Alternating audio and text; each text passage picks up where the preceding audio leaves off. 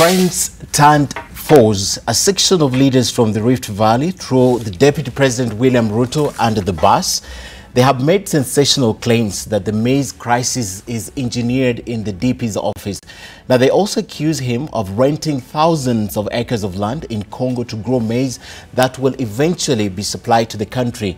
On the other side, the ANC party leader, Musalia Mudavadi, urging churches not to accept donation from the Deputy President. Is this about succession politics or it's getting personal? Later, my panel reflects on the cartoon of the week, and on Time Bar, we take you years back when William Ruto was the agriculture minister. The race is on and Sidebar is on track tonight.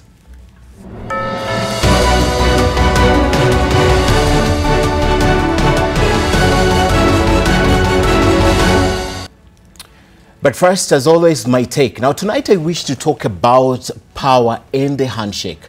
Developments in the political landscape are increasingly getting fluid. Now, since the March handshake between President Uhuru Kenyatta and opposition leader Raila Odinga, the political dynamics have changed. Now, stability has been achieved and there is a sense of brotherhood all round, whereas there is a consensus that the political rapprochement between otherwise vicious protagonists is good for the country. There is need to clearly define what it's all about. Now, this is because the handshake has inevitably decapitated the opposition. Others are of the view that it has completely vanquished the opposition. It is also interpreted as a means towards self-gain, especially in the view of the appointments of Raila Odinga to the African Union Commission and his running mate Kalonzo Musyoka to the Sudan Peace Monitoring Team, and as well as according them some privileges. Already there are talks of also roping in other opposition leaders and giving them some jobs ostensibly to silence them. It is just but a matter of time before all the opposition chiefs are muzzled and forced to play second fiddle to the ruling party. Now, a scenario that is emerging where politicians are busy cutting deals and protecting each other with the citizens, while the citizens rather are grappling with serious existential challenges, among them rising inflation, rising cost of living, rising or high commodity prices and services including fuel. Public service remains wanting. Fight against corruption is yet to yield desired results. With a single act of a handshake, the opposition has been defunct and rendered rudderless. No longer does its task. It doesn't ask tough questions. It doesn't keep the government under check. And the challenge is when things go wrong. This is bad for the country. It signals that this is a return of the one-party state, which is worrying. Cooperation does not necessarily mean subservience. For example, there is a concern that the country is piling huge debts that may soon become unmanageable. But due to lack of a strong opposition, the government continues to borrow hefty, and you're aware that nobody will be able to challenge it without the opposition. Just the other day, for example, the Treasury Cabinet Secretary, that's Henry Rotich, signed a 520 billion shilling loan from the European Union, stacking the loan portfolio and pushing the country to dangerous levels. Now, this has pushed the debt portfolio to about 5.146 trillion shillings, and nobody has raised questions about this. Strong opposition is vital for working democracy. It provides checks and balances to the executive, and that works for the public. Precisely the argument we are making tonight is that the country needs to step back and introspect. Now, it's our view that the opposition leaders must play their role and disabuse themselves of the notion that they are in the government. They have a duty to protect the public interest by checking the government. Let them cooperate, but keep their distance. In the words of Mahatma Gandhi, the best way to find yourself is to lose yourself in the service of others.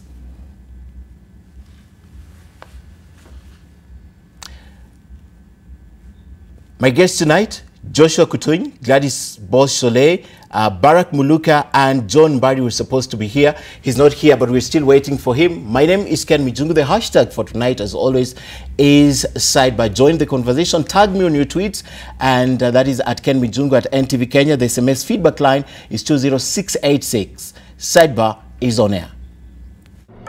Wakulima mjue hivi ya kwamba tunasema sisi shida zetu mingi ya mahindi, ya fertilizer na hii mambo yote imeletwa na Mheshimiwa Naibu wa Rais na ofisi yake.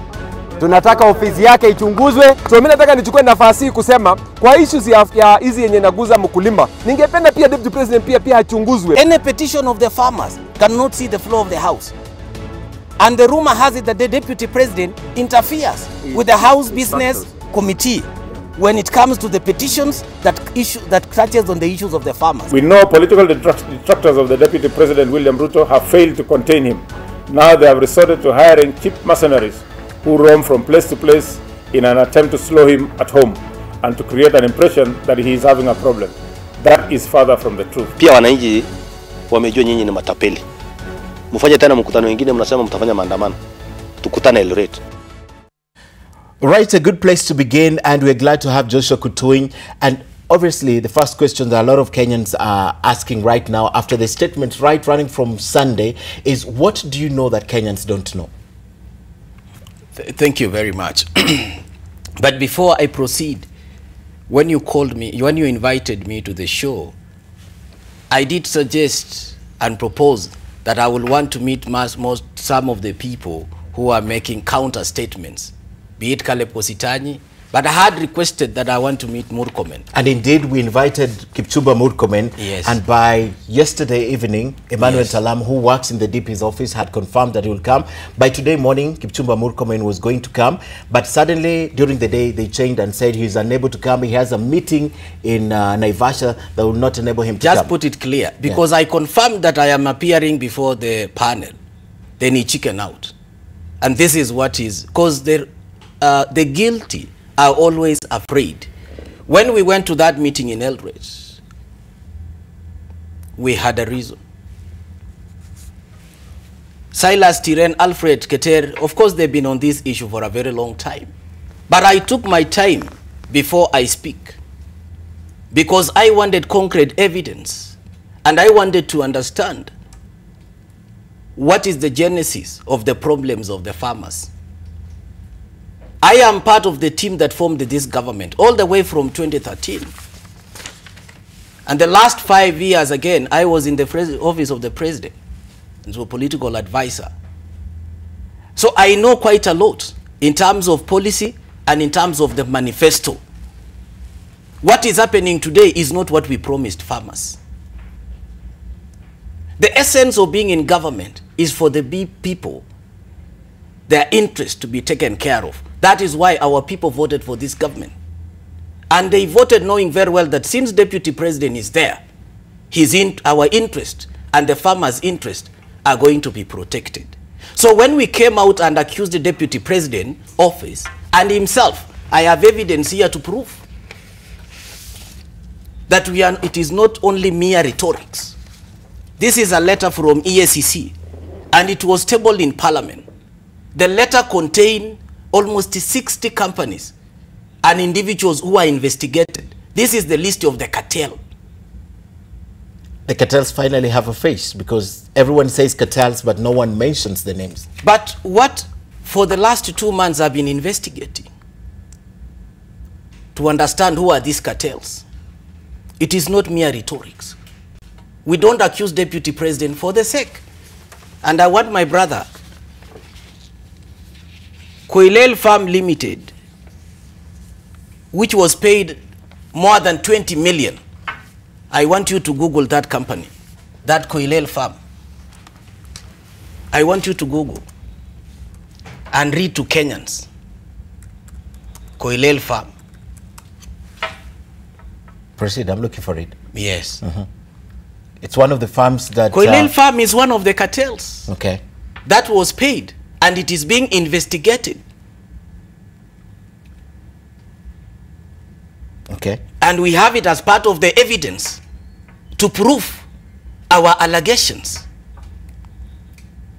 What is it bringing out? I see a civil suit reported there.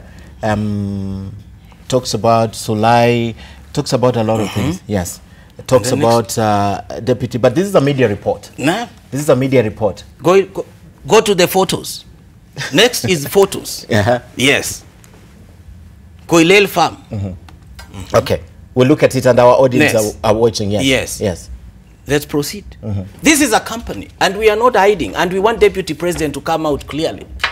This is company, this is Deputy President's company. Okay. He is associated with this company. It is being investigated Did as you- part of the cartel. Okay. Wait a minute. Okay. So, farmers, the maize or the money for the innocent farmers was paid to this company. Another issue that we are raising is that in this list, we are concluding investigations. 4 or 5 other companies and individuals who are mentioned here, they were used as conduit by one governor from Rift Valley. We will be mentioning his name very soon. 2 other members of parliament. They used some of the companies here as conduit, and they were paid millions of money. That have been in this world. All what I know is farming, and it has never made people poor. What is this thing that it becomes so attractive for people? Instead of protecting farmers by giving them good prices, why are you doing the trading with what the farmers are relying on? Okay. 2, the same members came and issued statement yesterday that there was, in fact, unfortunately, very unfortunate, Caleb Kositanyi. Caleb Kositanyi has not cleared his name over allegation that he was part of the team that was selling fertilizer in some store in Eldoret, and he was asked to substantiate those claims or deny. Up to today, Caleb He's has not not answered. No. 2, Caleb went ahead and sacked one of his managers for leaking the story. We want Caleb to come out and deny that he was not part of the people who went to cereals board and mopped up fertilizer and sold in the black market. These are the hard questions that we are asking. Okay. Time for us to come out has come. Okay. A quick one just on this. If you want to know the owner of a company or the owner of a farm, because I believe that farm is registered, why do we go to media reports as opposed to, do you have, for example, a search from the registrar of companies indicating that the deputy president owns that? My brother, as a member of parliament, I have made it very clear that part of the companies that were paid money for innocent farmers today are suffering, is associated with him. Okay. Can he come out and deny? These are not mere allegations. This is a list from EACC incriminating his company. And this is 17th And of October. in fact, let me tell you, part of these companies, the directors of these companies, they have refused to appear before EACC. And majority of them, they are being protected. If you follow how this money was paid, and one of the issue that we raised is that there was directly involvement from some people from his office who are calling directors of cereals board who knew to pay and who know to pay. They took almost 700 million to Kisumu, where there is no maize. They took almost 1 billion to Kakamega, to Nakuru, where there was no maize. And that money was paid. Okay. Who was he paid? Who was, who was paid? Okay. So farmers are hurting. I have buried 2 people, three old men. One old man went, when the deputy president announced that government is paying money, that was 1 month ago, that the money will be paid on Tuesday. That old man went to cereals board. There was no money. He came back home. He went into coma. And after 1 week, he died. Okay. So the frustration that the farmers they've gone through, we cannot hold it enough. All right. Yes. That said, I'm wondering, I'd like to bring this debate to you too. This was his story because he's the one, together with Alfred Keter and Honorable Torrer, who spoke about this. So obviously you'll be like spectators when he's speaking about this. But I'm wondering, Gladys, Mheshimiwa here has a better and bigger platform. For example, Parliament. Why is it difficult for him? I know you'll tell me he has to respond to that, but he has a better and bigger platform. Why is it difficult? And having knowing the fact that you come from the region where there are so many farmers who are affected. Do you resonate with these concerns? Because I know the next question will tell me, why don't you ask him when he's not going to parliament? But do you resonate with what he's talking about with farmers because you come from that region? Yes. Yeah. Okay. Thank you for having me. And I think, yes, I am from Uasin Gishu County, and I am a representative of Uasin Gishu County. Uasin Gishu County is the breadbasket of Kenya. I do empathize with what has happened to the farmers, not just this year, but over the years consistently. As a young child, yes, I was raised. I went to school because my parents could plant maize and sell it. So yes, I do empathize, and I'm not trying to trivialize it in whatever manner. Okay. But everyone does their work with their own different strength. My strength is I'm a lawyer in legislative making. I'm working extremely hard to ensure that within these 4 years I have left, that I will pass legislation that will bring closure to this perennial problem that the farmers constantly suffer from. I do not have the same information that Honorable Kutuny does have. And I am not one to make allegations against anyone when I do not have the facts at all. I have once been accused of corruption myself falsely, so I do not want to be the one to accuse someone else unless I did have the facts. I do not have those facts. But as he speaks, I tell myself that the most important thing to do is I start immediately thinking, because I'm a problem solver, I'm beginning to think of ways of solving that problem. That we have the right legislation, that we are able to map farmers right to their GPS location of their farmlands, that we can be able to estimate their crop such that it is merged with a database at the cereals board or another body which I hope that cereals board will be overhauled and a new body created. And when that does happen, then it will be very clear that if I go as Gladys Beausoleil and deliver 20,000 bags of maize, they can tell accurately that I do in fact own sufficient farming land to produce 20,000. Yes. That way, we will be able to do away with the cartels forever.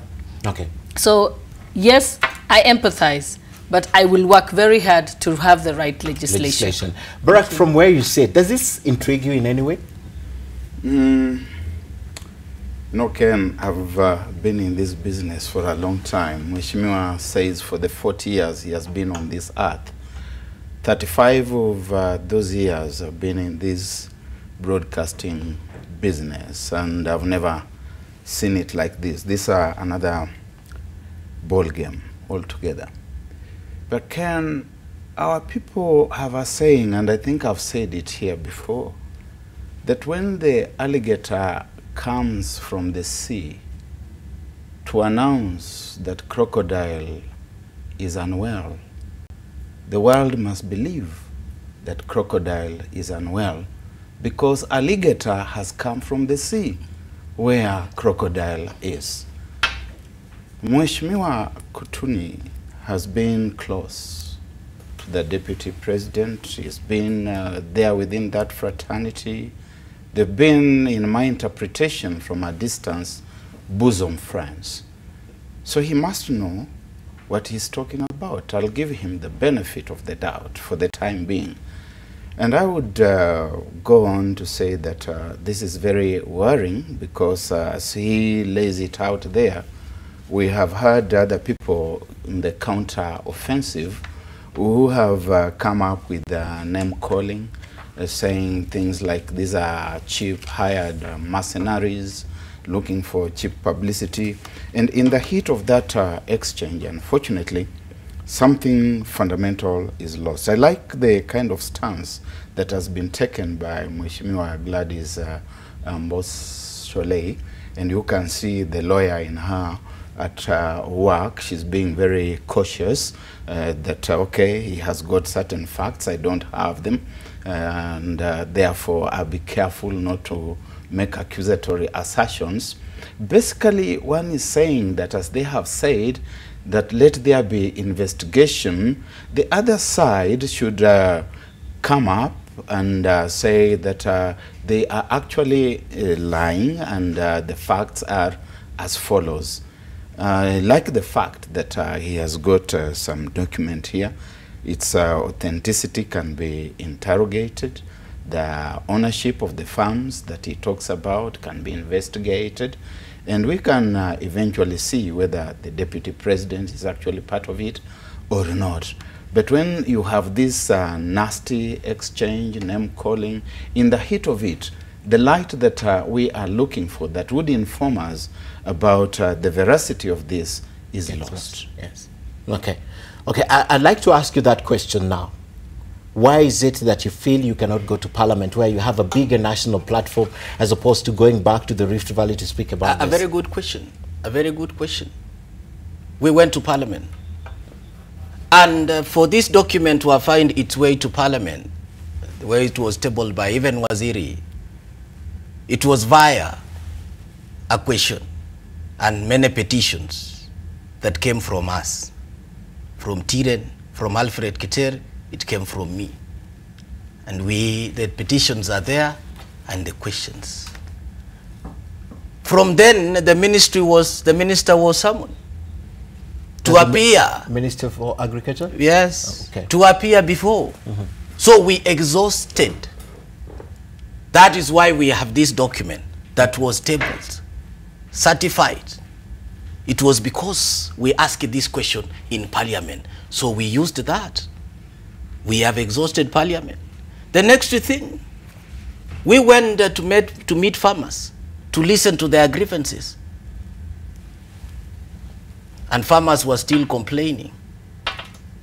And it is advocacy for members of Parliament.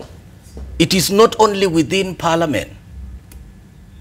We use any other avenue available, including here. And that is what we are doing. We are the representative of the people, and we are talking on behalf of the people.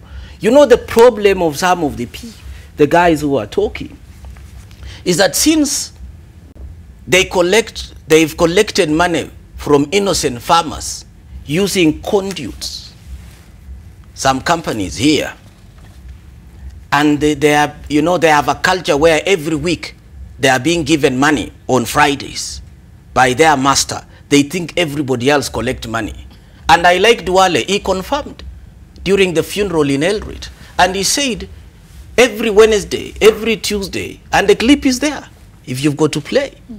He confirmed that every Tuesday, you have to, there is some food. And you have to please Farouk for you to be given the food. Okay. Those are not my statements. So, Duale was confirming that actually these people, they are being given some food. What is the food anyway? Okay. It is what we are complaining about. So if they are used to that, we are not used to. Okay. We represent the farmers. Okay. Don't you fear... And this is not the first time, by the way. I was in the 10th Parliament when Kibaki was the president. Who put pressure on Kibaki to give us good prices? I was the one who brought the petition to Parliament in the 10th Parliament for us to go to get 3,200. I was the one. So I'm not doing it for the first time. Okay. Yes. There is fear that this looks more personal, as he alluded to it. It looks more personal, and it's likely to get you off your objectives that you seek to achieve together with the other members of Parliament. Right? Do you fear it looks more personal right now? Asking for 3,000, the farmers, the government is giving farmers 2,300 per bag. So asking for 3,600, is it personal? It's for the farmers. Asking, exactly. But holding the fight, you're the people driving this fight. Doesn't it look very personal? That we were elected by the people to do what? To represent them. Okay. So we are representing them. Okay. 2, asking for prompt payment, is it personal? 3, asking for free dryers because it is raining and people are collecting as harvesting, is it personal? And then 4, asking the government to give us fertilizer on time, is it personal? Okay. I have to take a break, but I want to conclude this discussion on the maize because we still have the gender bill that is in Parliament, and I still we have not yet done. On the maize issue. The maize issue. I'm just taking a break. We are coming back to conclude on this issue, right? Let's see if we have a few of your feedback because we have to discuss this. He's basically dominated the first part. All right, we have, as Charles Charlie says, a strong opposition didn't stop government from taking Eurobond? What makes us think they will have stopped the 500 billion? That's on my take. And Governor the Dreamer, our government is deeply disordered. Its credit is impaired, its debt increasing, its expenditures extravagant and wasteful, its disbursement without efficient accountability. Right, and one more from my laptop here. Michael To says, do you think, that's a question to you. Mike is asking, do you think the DP is the sole cartel in the sector who has successfully managed to hold the NCPB hostage? You'll answer that question when we come back. All right, let's take a break. We still have a lot to discuss in the next part of the show. Stay with us.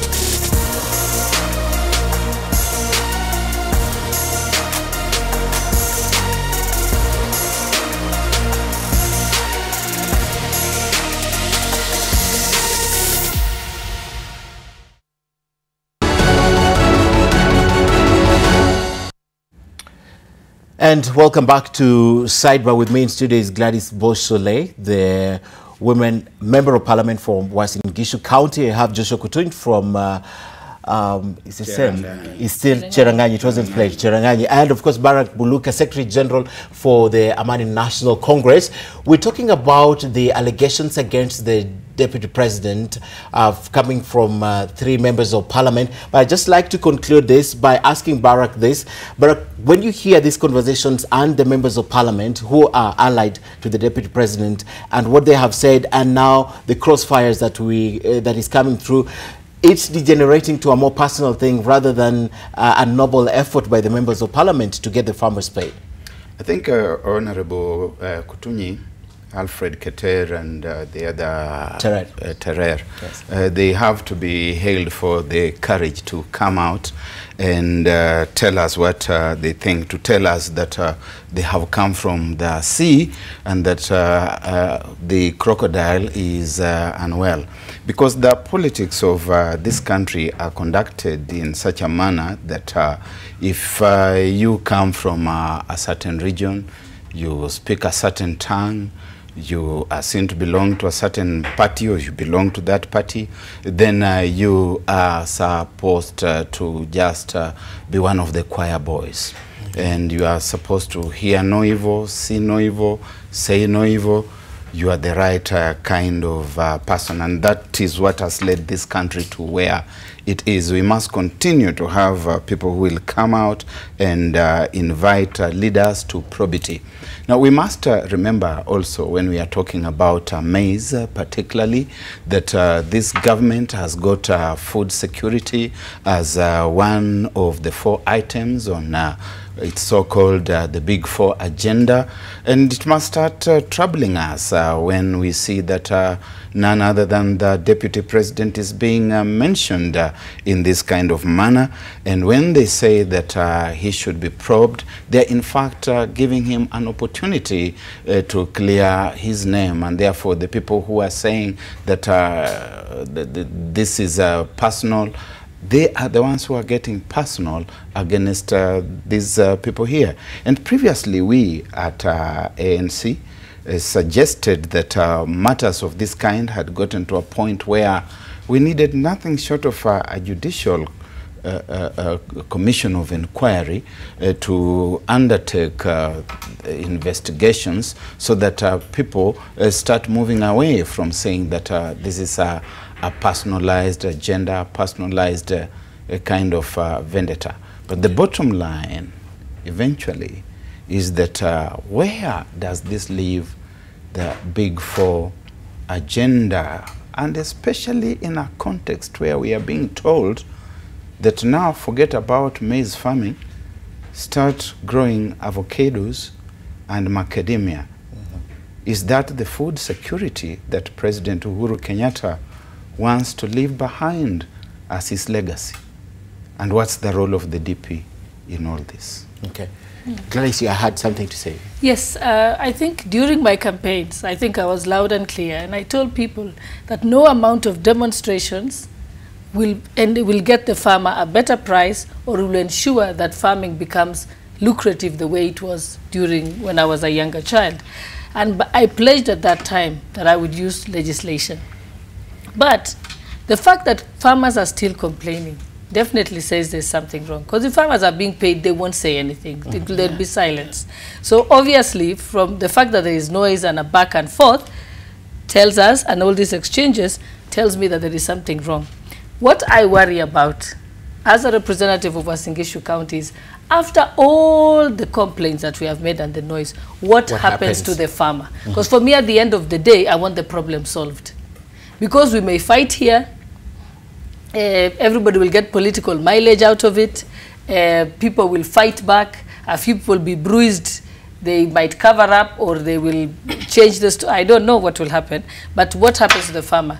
So I would like all sides to be focusing and saying, at the end of the day, yes, Honorable Kotun, you represent Cheranyani, and I respect that, and you've been brave enough to come out.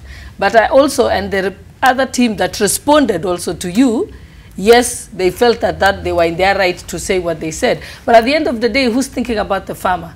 Will the farmer get their money? Kutunyi is thinking about the farmer, definitely. Yes. From where I am, as first a neutral observer, but also as a farmer because I'm a farmer in the neighboring Trans Nzoia, and I hear Mheshimiwa Kutunyi to be speaking for us. But Barack, what we need to do now is the next time we meet here. Mheshimiwa Gladys Mbos Sholei should try to avoid playing hot and cold at the same time, because eventually she's going to be held to account. We, the farmers in Trans Nzoia and in Uasin Gishu, are going to call her to account. By the way, I must say something. I'm a big farmer too in Uasin Gishu County, and I feel the pain. And many times I cried about the fact that what's happened to farmers. But what I'm saying is, it does not help us. I would like us to see a situation where we say, this has transpired. What is the solution to ensure that the farmer is protected? And I know we can come there, because now the conversation is happening, so that we don't lose track of that. It's not blowing hot and cold. It is ensuring. I'm just trying to bring everyone to say, ultimately, let's think about the farmer. So we should tell ourselves, by next week, the farmers who have not been paid, Honorable Kutunyi, should be paid. That's where I want to see. The president himself. By next week, we should also see that if there are those who have been involved in any cartels, should already be charged. So that is the solutions that we should be going to. Ken Mijungu, not just letting it end here. This question, that what is it that is of such monumental dimensions that it frustrates President Uhuru Kenyatta to the extent that he cannot do anything about it? The president has demonstrated in public how frustrated he is about the farmers issue twice. And he has told people that I'm very annoyed with you. He has pointed at the minister. And he must obviously know that there's something much bigger here than what the public knows. And therefore, these matters should not be politicized to the extent that people start saying that you are targeting a certain individual strategically.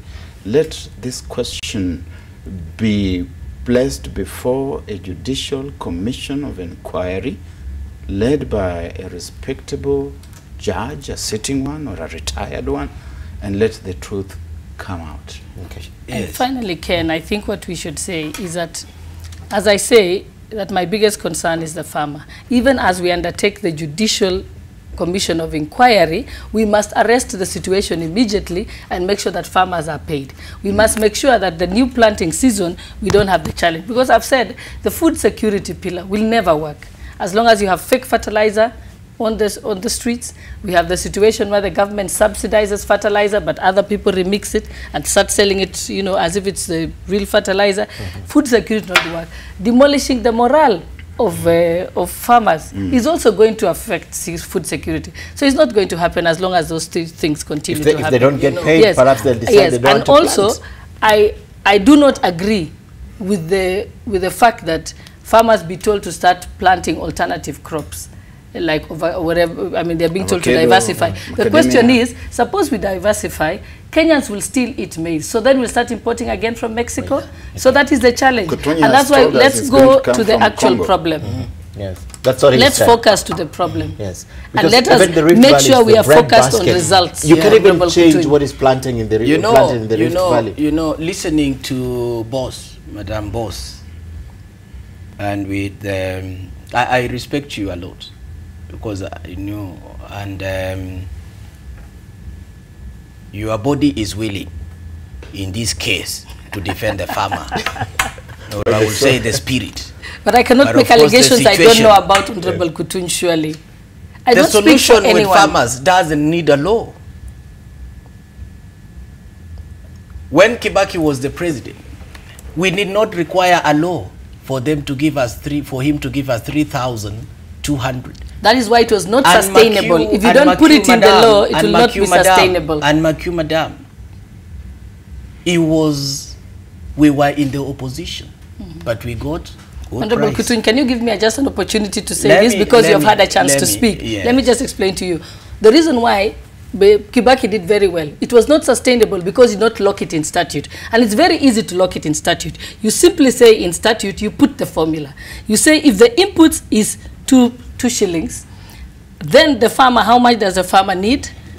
to make in profit. So you tell yourself +3, and then eventually Madam, you say the price should be 5. So it's very easy to actually lock Madam, and determine with a lot of respect. With a lot of respect, farming doesn't need rhetoric. It doesn't need those calculations. Yes.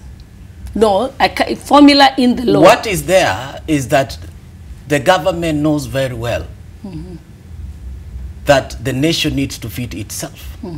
So then they must provide incentives. I'm not against that.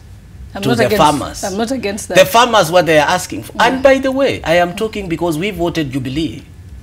And during the campaign in Eldoret, the deputy president himself promised people that, one, if you elect us, you will be knowing the price of maize before we go to the farm. And then 2, we will give you a price not less than 3,600.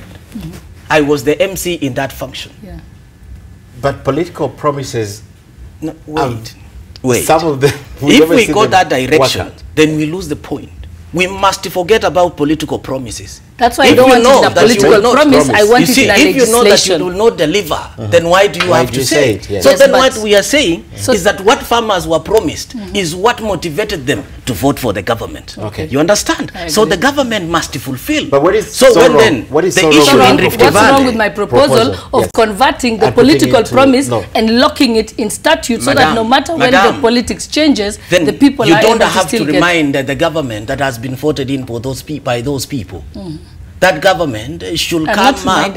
I'm saying that government should come up with that legislation to make sure that the promise is actualized. As a legislator, I go to the next question: the issue of diversification, which they are talking about avocado. I want to remind them, but before you talk about diversification, our people have already diversified. In Elgeyo Marakwet today, we've got mangoes which are rotting in Tot. In your neighborhood, Chepkorio, we've got cabbages which are rotting. People, they've diversified. The last 2 years ago, they talked about passion fruits. People planted passion fruits. They never provided milk in any market. Yes. And then 4th, they talked about pepper pilipili. At soko imepatikana, market is available somewhere. People planting. But you know what happened? No, I'm not talking to you. I'm talking to them. And I'm addressing the nation. What happened? The paper was taken to the airport. The selection process became expensive. There was no storage facilities. Then they were thrown away. Farmers were discouraged. So we are telling government that we don't need legislation. All what we need, give us 3,600. Because we produce. And 2, by the way, the people who are talking about diversification, they want to cause a artificial shortage. So then they get an opportunity to import. And you see, I want to make it very clear. But some of the cartels here, they are being accused. Remember, there was fertilizer that was imported to the country. What it kept saying, that the fertilizer was substandard. If you measure our maize today in terms of weight, in 90 kgs, you are losing.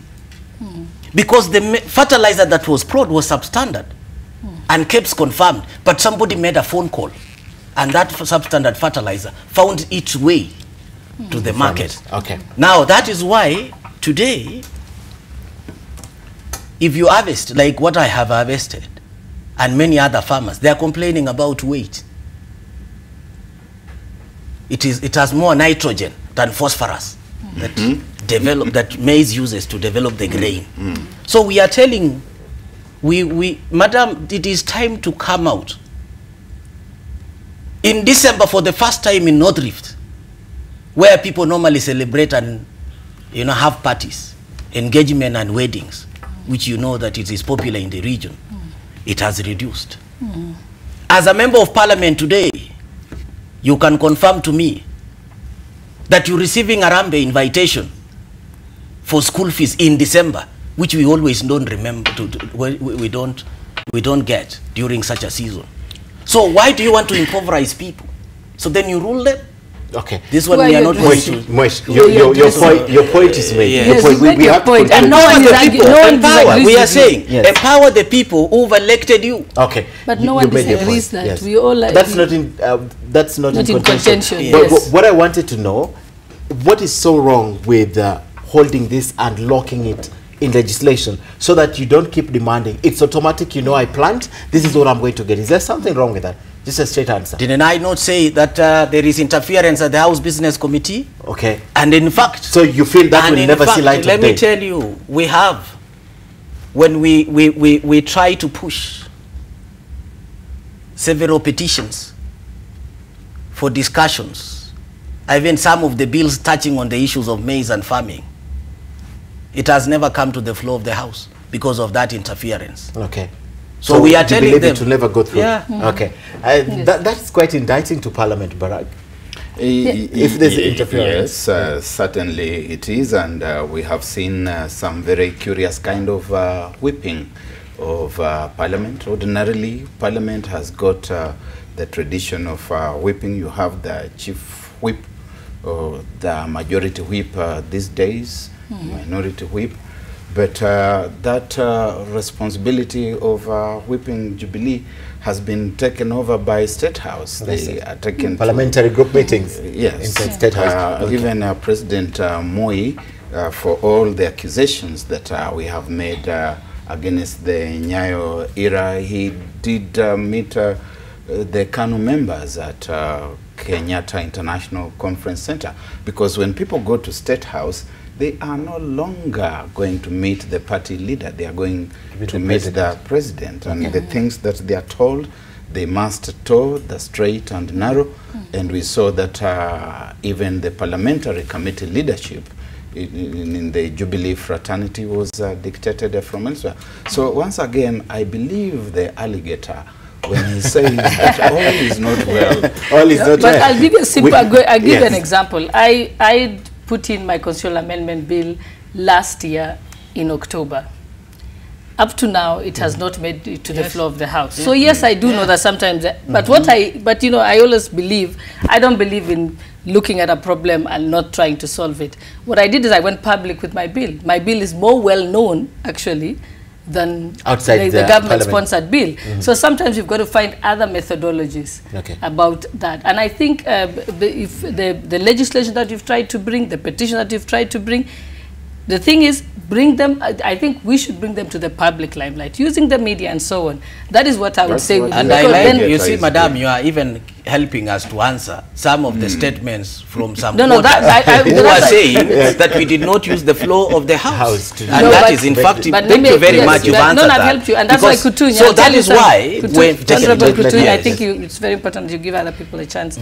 Honorable Kutunya, I'll tell you something. When I have facts within my knowledge, and I can confirm them, I will speak to them.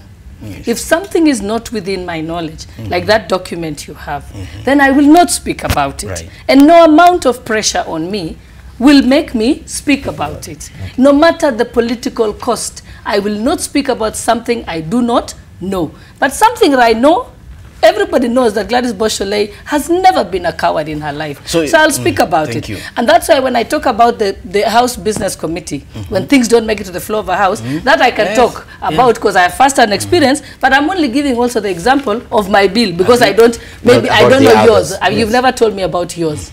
I only know about mine. So are we on the same page, Honorable Kutunya? Now? Absolutely. And thank you very much because you clarified that. So that's why, and I want you to be very clear that you will not make me talk about that document. I do not know it. When there are two alligators. And I've said, I only know a few things. First, I don't know that document. That's number one. So don't expect me to support it. Number two, I swore to uphold the Constitution, which says that everyone is innocent until proven guilty. And I have suffered it personally. So for me to stand here and to make allegations on anyone, I'll be the last person to do it. So don't expect me to do that. But when I do get the information, believe me, and I'm seized of it, and I'm sure it's accurate, I will speak about it. Thank you very much. You've really answered quite a number of the detractors of this issue that we are trying to, you know, persecute in public. We went public because we've got, we know what we are talking about, and we've got substantial. And you're ready for the consequences. Exactly. Yes, but they know it. Yes. They don't. If Should it not means expect you everyone will else, not- So that me, is it. who I doesn't didn't- know about and it, to that is speak sorted. about it. So Sorted. we are, Yeah. and you know, when you talk about consequences, we are ready for. If it means standing with a farmer who is suffering today, we are ready. Okay. And this is not the first time. If it means farmers are going, we agitate for better prices for the farmers and face the consequences.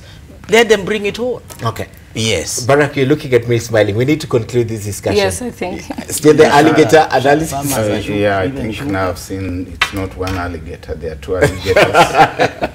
And they've come from The water.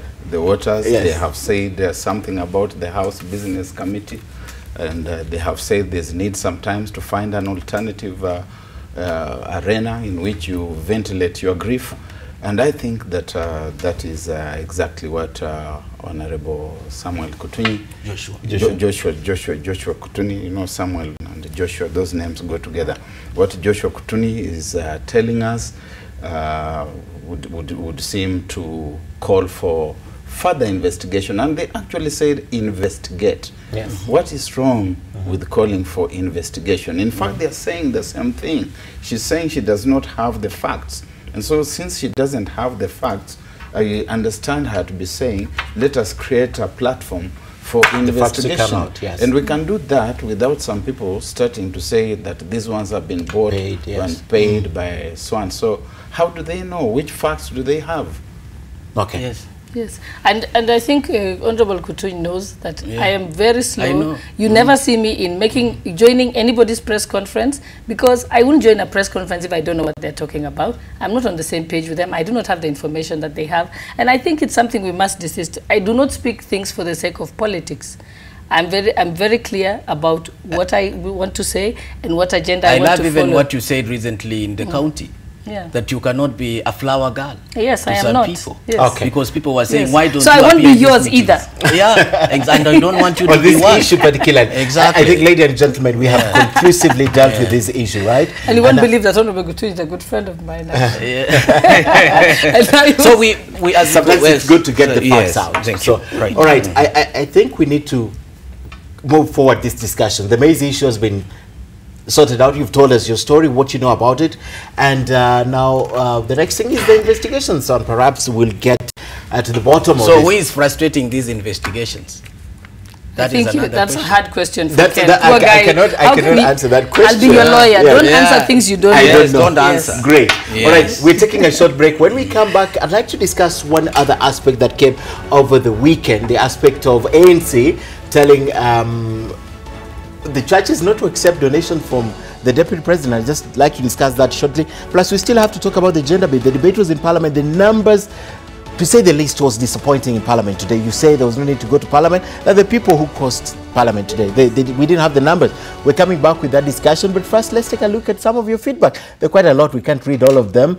The Gladiator says, if the government was providing all the farm inputs, then they have the right to pay farmers that price. But farmers are suffering because of the cartels. That's the Gladiator. Next. Vela, Kikomi collapsed. It was a Luo problem. Mumias collapsed. It was Luo problem. Now maize is collapsing. Is it a national problem? It's a question from Vela. Mato Fisher says, my question is there any person who has or who was paid but never supplied maize? I think the problem is not who supplied or who was paid first. We will never get the truth as long as the issue is used for political reasons. Some of your feedback, quite a lot, we'll be treating and answering some of them. But let's take a break. We'll be back with other discussions. Stay with us.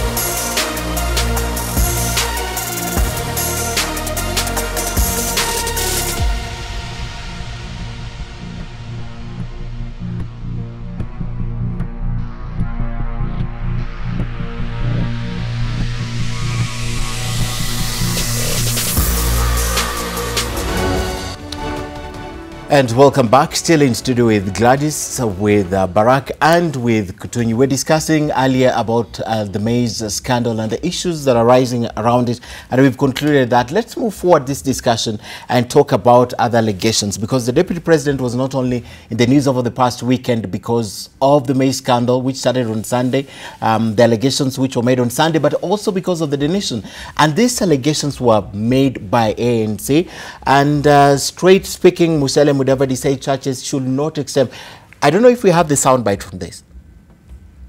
No, we don't have. But your party leader mentioned this expressly. He's against it. But I had guests here on AM Live who said in the past month alone, he's also been going around churches and schools and community donating money. So what was the problem with the Deputy President donating money? First of all, Ken, you are a newsman and one whom we respect very much, and don't remember that the ANC party leader specifically mentioned the name William Ruto. But we can infer, who he's speaking about. The Deputy President. If you can infer, yes, that is called inference, then you are taking us to the terrain where they say if the cap fits you. Who was in his mind? If the cap fits you, you don it. Okay. That is an English saying. Okay. If the cap fits that answers the question. You don it. Yes. But that was never specifically mentioned. Now, if you are going to the church and you are making donations, that may or may not be in order depending on what kinds of donations you are making, how you have come by the wherewithal that you are taking to the church. And speaking as a Christian gentleman, Ken Mijungu, I have read where it's written in the first book, in the first chapter of the book of Isaiah, that there are certain donations which God will not accept because of how they have been obtained. You can read Isaiah chapter 1, start from somewhere around verse 8 and go all the way to verse 16.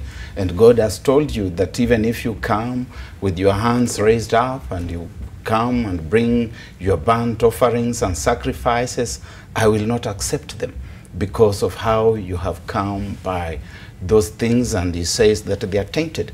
But we are witnessing here a context where churches are falling over one another, trying to receive certain individuals because of the wherewithal that they come with. They are even greeting them with their supported hands, and you are hearing the word money more than you are hearing Jesus Christ, more than you are hearing God. And it behoves all Christian ladies and gentlemen to remind the church that there are certain things, certain burnt offerings that God himself will not accept. Okay, but this is something that politicians do a lot. For example, Kutunyi, do you do your own donations? And is there someone who's expressed concerns You know, about I this? will not want really to respond the way he's responding. And you know, I respect him and I like this guy. Even when I was in primary school, I used to listen to him. And up to today, I follow him. Anytime he appears anywhere, I will have to sit down for all that time because he has a lot of wisdom. So Barack, on this one, I think it is important for us to advise Musalia that should not be making news. There are more other critical issues facing the country which Musalia must be addressing. And by the way, you know, he's among the front runners for the presidency. So I will advise you only that we package, or you package him as a presidential candidate. You never know. Musalia. So the issue here is that Musalia should choose what he disseminates to public. So, and if you cannot, I will not say you, if he cannot get someone to give him that, he can look for some of us, because we have a bit of experience. You are welcome. And I am telling you, he is welcome. that the issue of donation in the church and whatever, it is not important in the country. May I be heard? Since he has spoken a lot, in fact 3/4, I now beg for a bit of time to give him a bit more of this education that I have dispensed over the years.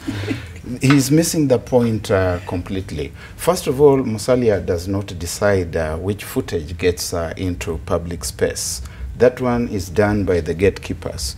And the gatekeepers sit here in the newsrooms. And the fact that they highlight that indicates that they have seen news value in it. And the news value in it is that there is somebody who is going around the country stealing.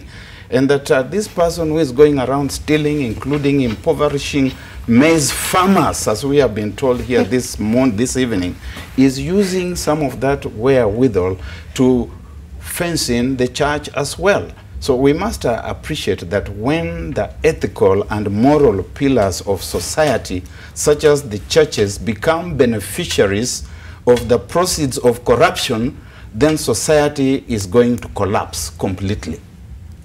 Your answer to that? Yeah. That is the same thing. I'd probably put it differently. See, it's not for me to judge whose donation is good or bad, okay?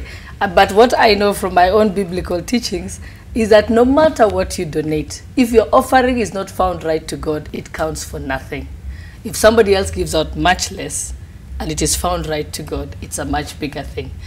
But that is not for me to say. I think we have church leaders who are the spiritual leaders. The rest of us just attend church. But we have spiritual leaders who are the ones, they should be able, they are the moral, they should be able to decide the moral compass within the church themselves. So I think I would leave that to the church leaders to interrogate themselves and see whether that is within their own biblical teachings and principles. When the church loses its moral compass, then it behoves all Christians to speak to the church. You can read that in Ezekiel. But those who are capable of making that judgment. People like the prophet Isaiah were basically street preachers. And we read Isaiah today as one of the greatest of the prophets. He did not go through any school of theology before he was determined to be competent to correct the religious leaders of his time. Jesus Christ himself was a pedestrian preacher who moved from Jerusalem to Galilee to Judea, and but that is why there was just only one Jesus. Not everyone has the power or the capability to discern that. For those who can discern that, let them be able. And if your party leader is able to do that, I think it's okay. We will not be Christ, but we will be Christ-like. Yeah, we can be Christ-like by walking in the footsteps of Jesus Christ, and that is why Paul of Tarsus has told us in Romans chapter 12 that the churches and the Christians shall not be compromised. I'm not the one who wrote that. No, but we're saying it was Paul of But if you're able to do that, that's well and good. No, but we're saying if he's capable of doing that, he doesn't. Yes, then he doesn't impose on those who feel that they're not ready to be able to pass that judgment. Okay. So I think anyone is free to make that decision by themselves. The reason why a lot of people are concerned with the donations and the inroads that we make in the church is because of the silent voice of the church, particularly when their voice is needed. For example, the general election. Yes. Their voice was needed, but the church was rather silent. And right now, they're everywhere. They're speaking everywhere. I think that's the biggest concern. They have got an apostolic and prophetic mission, which they must undertake. You hope. And that prophetic and apostolic mission is compromised the moment they become beneficiaries of contraband. So who determines contraband? That's the question. That's the only place where we don't. I agree with everything you're saying, except that I am not the one to determine. I don't know if you can determine, but there are those people who can determine. And if they can, yes, we'd like more people like that. And why do you think it's not important to discuss in the country the issue of donations to church? You know, I really don't want to water to that. I really don't want to get involved as such. But my teacher has put it very clear.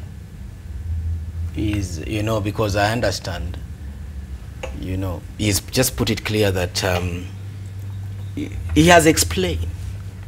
And the statement they issued, they have their own reasons. But I will still go back that yes, you've said that. You've explained it. And it has come out so well. Okay. But I want you to... He can do much better. We will. We certainly will. We certainly will, and we want you also. We want you also to come and help us. Okay. So we accept that. We accept that. Yeah. All right. Ben Ombima has sent me a screenshot from Capital FM, their online posting, where Bishop Muheria warned, don't contribute corruption money to the church. That was a while ago. That's June 24th, 2018. So this is the bishop who came out clear. I don't know if his church has been visited. All right, ladies and gentlemen, that was just a by the way, because it also featured in the politics of the week. Now I want to go to what happened this afternoon, just briefly. We have a few minutes on the clock. The debate on the gender bill. One, there were no people in parliament. Secondly, it dragged on, and at the time the speaker was closing, I think he said he had around 50 interventions that he needed to respond to, so they extended it to tomorrow. I spoke to you when you came and I asked you if you're in parliament, and you say there was no need to be in parliament. Why was there no need to be in parliament today? And yet that such a crucial bill was on the floor. How does it become crucial? I mean, it's one of the areas of the constitution that is yet to be given You know, meaning. the constitution is not cast in stone. And I am not a lawyer. But you see, the position, this is basically creating positions. They talk about affirmative action. The country right now is suffering with lack of employment. If you will be telling me that we are setting positions, or we are, the money that should go to these people, why don't we put it to the internship program for these fresh graduates from the university? Why don't we put the money to the young people who are suffering in the village? Why don't we give them as money for startup in business? Why do we want to create more positions? The positions that we have today, the country is suffering. I think let me put this into perspective. Yes, Yes. because it's both elective and appointed. You know, it's not only so be it elective, Yeah. because we are talking right now about the constitution amendment, and one of the things that comes to the mind of Kenyans is punguza mzigo, reduce the number of people in elective positions. But there's a sunset clause in it. I agree, Yes. but does it? I think, but is the constitution cast in stone? No. Okay. So if the constitution is going to make life difficult for Kenyans, then we must hold it. Adding to the wage bill. Exactly. Okay. I think let's put it this way first. I think what has happened to the debate relating to the 1/3 principle is that people have looked for very simple ways of explaining it away. That's one. Number two, there is also what Honorable Kutunya said. Yes, when you say we know there is lack of unemployment, and it pains all of us. We have serious problems of unemployment. We have a lot of people who are not able to pay for medical care, etc. There are all those challenges in Kenya. I agree. But they are not going to be resolved by breaking a constitutional requirement. And I think if people looked up to the whole story about representation and the right to equality and the history of it from the days of the civil rights movement in other countries, then they will begin to understand it. Just look at it from there. Let's forget about the cost first. So let's ask ourselves, Kenya signed the International Convention on Civil and Political Rights. It then, not only, after several years, it then domesticated it and put it in its constitution under the chapter on the Bill of Rights. So the right to equality is in our Bill of Rights. So that is something Kenya did over the years. It's not that the other day. It's not in 2010 that they put it. They had signed the civil and political rights many, many years ago. Then, again, and when we talk about the 1/3 gender principle, it is not a women's issue. Yeah, because even men, It there could be a is. time that men... It is a human rights issue. The right to equality is a human rights issue, not a women's issue. So that's where we must make it clarified. Also, we did then put it in our constitution. It is a constitutional requirement. When the constitution said that we must have 47 counties, did we say that we need money for employment and we need money for internship and we need money for this? No. We immediately realized that particular political right to have the 47 counties. When the constitution said we must have 15 commissions, did we say it's going to be too expensive? Let's reduce the commissions? No, we did not. And believe me, if you look at the cost of running the commissions, it's so much higher. If you look at the percentage, which is about 16% that counties take, 82% taken by, 80-something% by the executive, the 1.5% by parliament, an additional amount just to have representation by 52% of our population is going to cost us 0.2% to just have that increment. So we have to tell ourselves that aside. And remember, you will not have the right to for those young people to go to internship or job problems to be resolved when you have 52% of your population unable to weigh in on their representation. It is impossible, because for women to put in because I believe that there are certain things men understand better than the women, and there are certain things women understand better than men. Hence the reason why we must always have a balance. Okay. So that the needs of a certain population are able to be weighed in during representation in parliament. And so when you leave out a large part, it becomes very difficult. I have seen in parliament, if you try and push anything that seems to be a women's issue, it's an impossible task because we don't have the numbers. What we are saying by addressing this particular bill, I mean, relating to to be able to get to apply to, I mean, to respect the 1/3 gender principle, is to say, let's bring in sufficient numbers of the other gender that is missing. Hopefully, they'll be able to weigh in on legislation, on decisions within parliament, to such an extent that it will begin to be felt by our people, the people we represent. But we are asking for you to cure that only by giving us 10 years. After 10 years, we will assume that the balance has been And when I say it's a human rights issue, and I think, Kutun, you have talked about your maize issue, I let you. For I'm listening. I want you to listen, and you're not going to interrupt me. Yes. So, remember, today we are talking about women. Yes. Okay? Maybe tomorrow we'll be talking about men. Yes. And maybe the next time we'll be talking about youth. Maybe the next time we'll be talking about people with disabilities. And maybe the next time we'll be talking about a marginalized group, or a group that is about to be eradicated. Okay. So this is not a women's issue. Okay. It is an issue of equality. And as I finish on this issue, I know there's been arguments about the methodology of this current bill, what people call the Dwale bill, and then there's the Bolshevik constitutional amendment bill. I would have preferred that instead of having the women nominated to top up, that they instead we get the numbers by sending them to elections. Okay. For me, that way the public will have had so a we say. make specific areas for women. Yes. Okay. But I know that even though my bill differs with that of the government-sponsored bill, which we commonly known as the Dwale bill, I did say I have agreed to throw my weight behind the Dwale bill. Okay. Hopefully, because I say this is better than nothing. If it succeeds, we will thank God. If it does not succeed, then you have my bill as plan B. And your bill, you accused at that time that your bill was trying to scrap the women as position, the women representative. That also means you didn't read my bill, right? No, you accused, I didn't. Had you read it, yes. We were scrapping the women representative seats as we know it now. Now, yes. And then creating additional special seats, but send them to elections the way they do now. Okay. But the most important thing is, you will see that I'm strongly supporting the Dwale bill, because I say this is progress.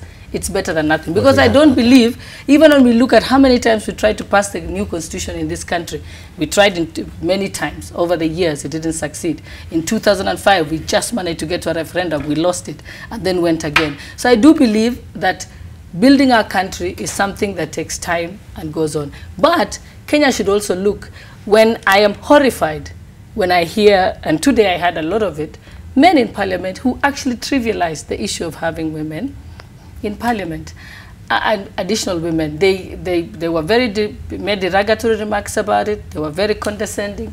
But I told myself it's because of ignorance. Because if they understood what it means for a nation to leave out half its population. In fact, I tell people, this is not even, let's forget a human rights issue, let's forget a constitutional requirement issue. It is an economic imperative. Okay. You cannot progress economically as a country if you leave out half your population. Okay. Barack, you've been listening. in decision making. Yes, I've been listening and giving Mheshimiwa the chance to speak. And therein lies the problem. This very important issue has been presented as a woman's issue, which it isn't. It is a human issue. Thank you. It is a human rights issue, and the advocacy has been by and large wrong-headed. We must have crusaders for this agenda, the agenda of equity as a human agenda. Honorable Joshua Kutuni here puzzles me when he says that nothing critical, nothing crucial was coming before Parliament. This is a constitutional requirement. We thought it was so important to the extent that we built it in our Constitution. And we have enacted laws within the relevant sections and schedule of the Constitution to actualize this Constitution, except this one item, and it is the only item which this Parliament can legislate successfully that will make it a memorable house in the history of legislation in this country. Honorable Kutuni here talks about the cost of Parliament, the cost of paying salaries and whatever. Now, these are what are called crocodile tears.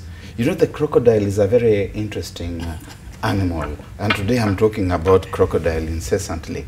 When crocodile is swallowing you, crocodile finds the task very challenging to the extent that he sheds tears. And it's almost as if crocodile is telling you that I'm not happy to be eating you. I'm crying even as I eat you. That is exactly what Parliament is doing. As we sit here, Parliament is already planning to scrap any possibility that the Salaries Review Commission could have a role in determining how much members of Parliament are paid. The other day, Parliament Service they want to take it to the Parliamentary Service Commission so that they can have a leeway, determine how much they want, determine they explained what pesticides. They explained to me that it's just supposed they'll come with the rules, just like any other commission, but forward it to the SRC they will for not. validation. You saw what they did to Sarah Serem the other day, humiliating her, asking her to apologize to them for minimally cutting down their salaries. Who said that when people go to Parliament they must have over succulent pay packs? Okay. Yeah, the perquisites can be smoothened so that we have people who have gone there because they believe in legislation for this country, and we don't have to start complaining that it's going to be too heavy. I'd like to finish. She talks about she talks about that we need more, perhaps maybe women in Parliament. So then, when legislations on issues that touches on women welfare, it can be exactly. Not women welfare. But then I am saying, no, the vulnerable. if these issues come to the floor of the House, we are equally people who are so considerate. Men are also considerate. So if someone comes up with something that is objective and it is going to help the society, I don't think that men are going to stop that. So that is one. Two, today we've got how many women in Parliament, but how many in terms of bills that they have brought into that improve the welfare of the women in this nation? I don't remember even one. What they are doing is that they are pushing for more positions for more women. So I think what should be important here is that how do we empower that woman in Lokchogyo? No, in Makutano. This is a constitutional issue. No. I'm here to answer you because you had said about the issue of the constitution. When you talk about the constitutional issue, and I keep on saying that the reason why we talk about the review of the constitution is because of such issues. Why do we have to burden Kenyans? The constitution is not there for individuals. It is there for Kenyans. So if in terms of legislation, it makes life difficult for Kenyans, where Kenyans, they've got to pay more and they are receiving less. then I want to tell you I'll take that one it last is not shot at trying it to is not convince good Honorable for the Kutei. public. Okay. So I want to say that we are not going to support any legislation.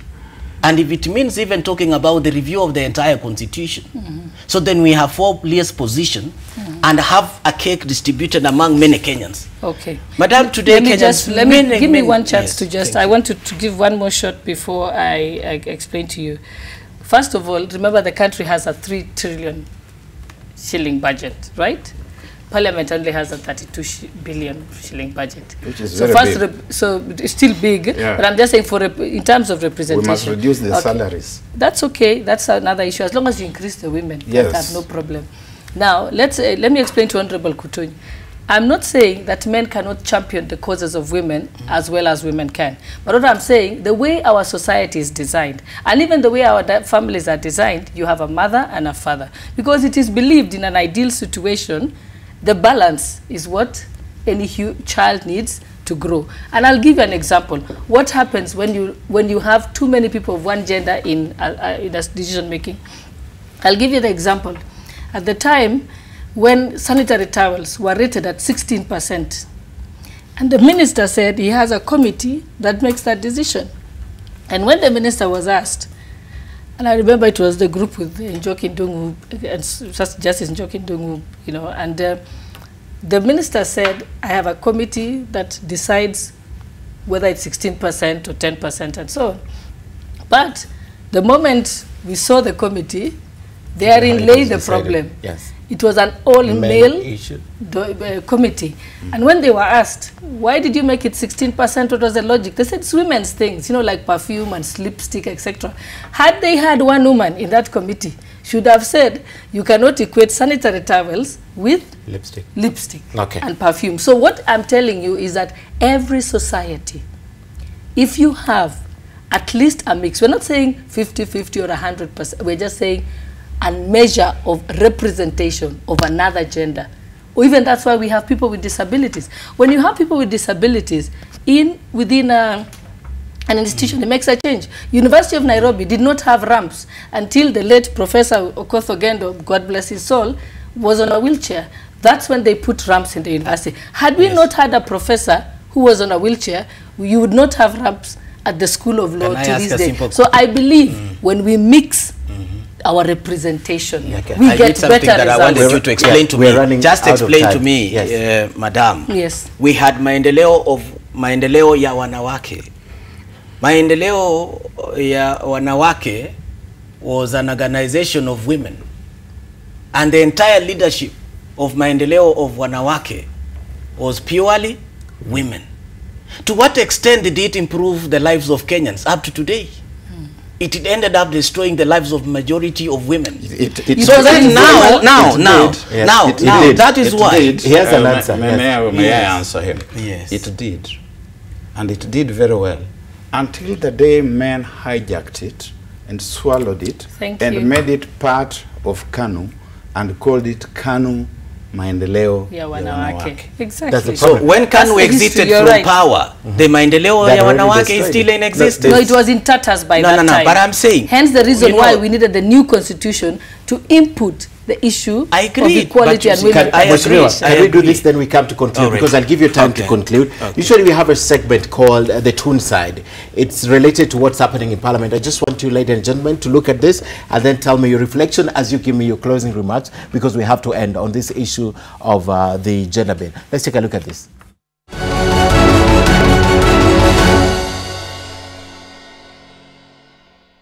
Clear. The top part is Parliament debating high cost of living, high taxes, high food prices, national debt, high electricity bills and road and accident.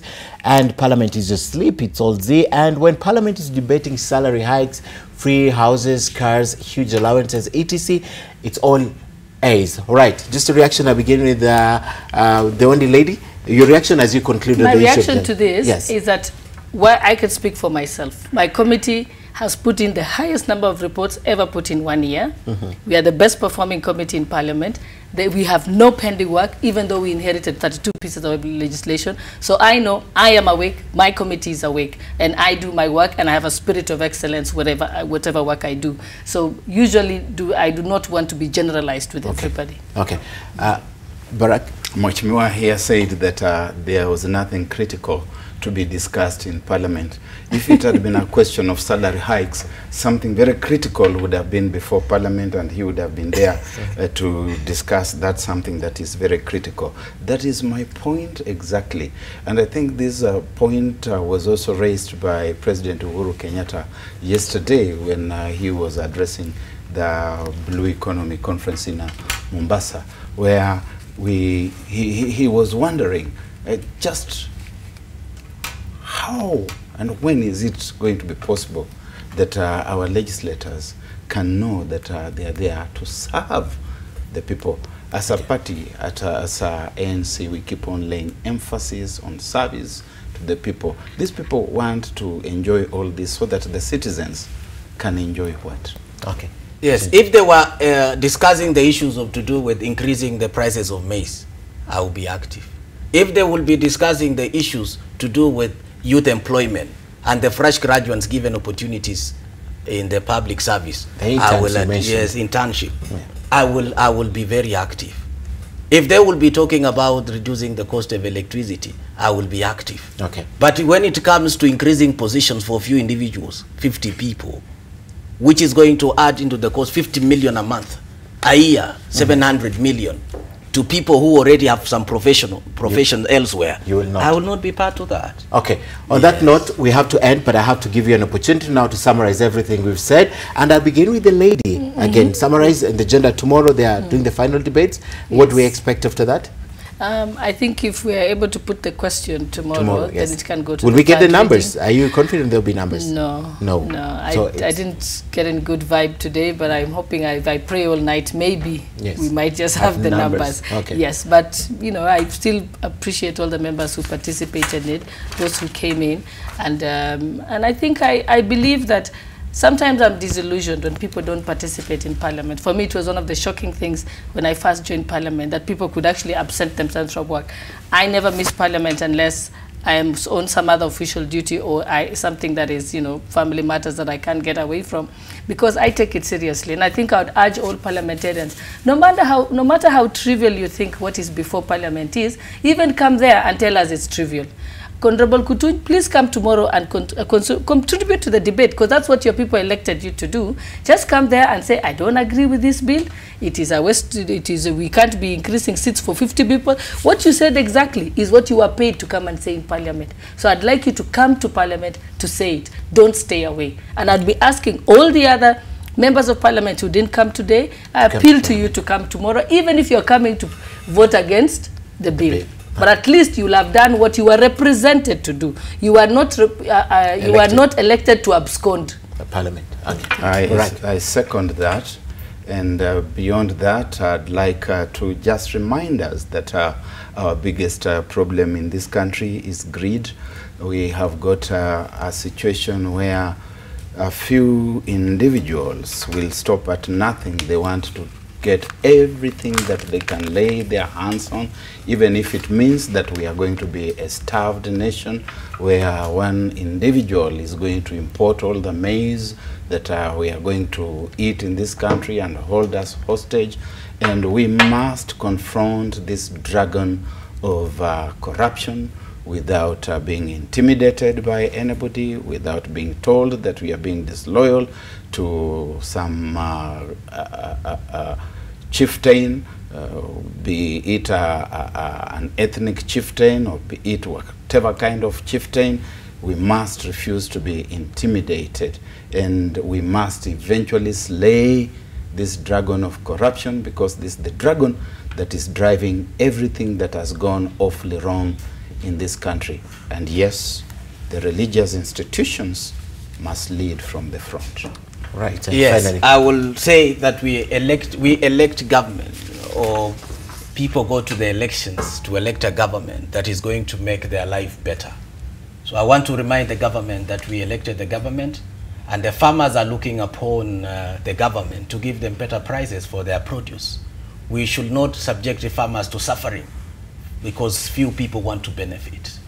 And then two, we were elected to articulate the issues of the people we represent them. So when we articulate these issues and we are called names, then we are ready to pay the price. What we are saying is that we are not going to compromise when it comes to the issues of the farmers, no matter the magnitude of an individual. This list must be, these people must be brought to book. Okay. They must face justice. Okay. Because the sources of the challenges of farmers is coming from the cartels. And then, of course, finally, I would say that as a country, there is need for leaders to be responsible of their utterances. You don't come to a function and you promise, and then after 1 or 2 weeks, then it is not fulfilled. We are calling leaders to be accountable to their statements. Okay. Thank you. A good place to end. Let's take a look at some of your feedback before we do the last part of the show. Do you have any? Right, on Twitter again, Mike Adaka says there's no single member of parliament who has moved a bill on the floor about the welfare of the high number of unemployed youths. They are just agitating and pushing their own interest. I don't know how true that is. Right, Bruce Butuma says, I think we are mollycoddling our women so much with the empowerment narrative, whereas they are capable of they have the capacity to rival men and secure the rightful positions in the society on merit.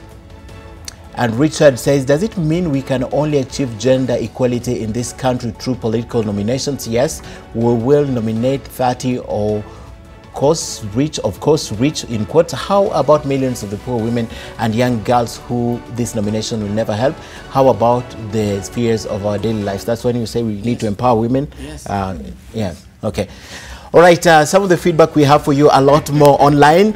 And finally, before we leave, now the allegations against Deputy President William Ruto takes us back 9 years ago now, February 2009. At the time, he faced accusations of mismanaging maize stocks. Now, in that year, there was a maize scandal too, and at that time, Ruto was asked to quit. He stated then that a censure motion that was brought against him would get him out of work or allow him to continue. Now, ODM party, which he belonged, came to his defense and said the mounting pressure to quit was a plot by the political enemies. The finance assistant minister then, Uhuru Kenyatta, was taken to task over remarks that Ruto should resign. He would apologize and said he made the remarks without proper information. In his defense, Ruto produced a list of members of parliament and other government officials who wrote notes to the National Cereals and Produce Board seeking maize without his authority. He said he could not be accountable for other government officers' actions. Now, the ODM ministers declared that political machinations were behind the spirited calls for Ruto to resign, especially after the price of maize flour shot up again beyond the reach of the poor, something that is happening currently. Yet nobody was revealing the amount of maize or money lost or the interest. Now, the day the censure motion against Ruto hit Parliament, the party leader was missing. That's the chairman. Then Industrial Minister Henry Kosgei was not there. The party leader himself, Raila Odinga, was also not in Parliament then. Now, the party Secretary General, then Medical Service Minister Anyang' Nyong'o, now governor, and party deputy leader Musalia Mudavadi, who was also deputy prime minister, was nowhere. The close ally to Ruto, that's Joshua Kutuny, who is right here, openly criticized the leadership, which he claimed had abandoned Ruto as the leaders were cutting the links with Ruto. The Chepalungu legislator, then Isaac Ruto, was quoted as saying, in the next general election, Rift Valley would field their own candidate.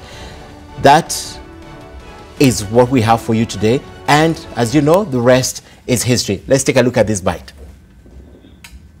When this story started, it was said that 800 million shillings was lost. Nobody has brought any document, evidence, after this 1 month of discussion as to where it got lost. No maize that was subsidized using taxpayers' money was sold to distributors or traders. All the maize imported from South Africa, which is the maize that was subsidized using taxpayers' money, was sold to millers. I will not dignify persons peddling falsehood with my resignation, really. All right, a good place to end, because you were there, just 30 seconds. Yes. Yes. Happened then, happened I defended Deputy President then. Very shortly, yes. Yes, It's I midnight. defended him, Yes. and I went out of my way. Yes. And after the defense, of course, we crafted a political process that resulted in being in government. Today, why is it that the government are suffering and you are the deputy president? That is the question that I'm asking. Okay. Why are you not giving farmers 3,600 where they're asking? Okay. Then it was 3,200. I am concluding. Barak, you have something, or we just end the show? I've already said, say. when the Just alligator comes from Out the of the sea, water. Done. Yeah. What I would just say is that's why I exactly goes to my point that we must focus on the solution that touches the farmer, because you can see it dates as far back as 2009. Same stories, same noise, but did any change happen to the farmer? No, the farmer is worse off. So let's stay focused. Let's stop the political statements and focus on getting a solution. Thank you very much, Gladys Boshole, Joshua Kutuny, and Barak Muluka. Thank you for coming and sharing your thoughts with us. And that's where we end. And thank you for my crew who stayed over the night, 3 hours later, to do this. Have a good night, and let's do this again next week on Tuesday.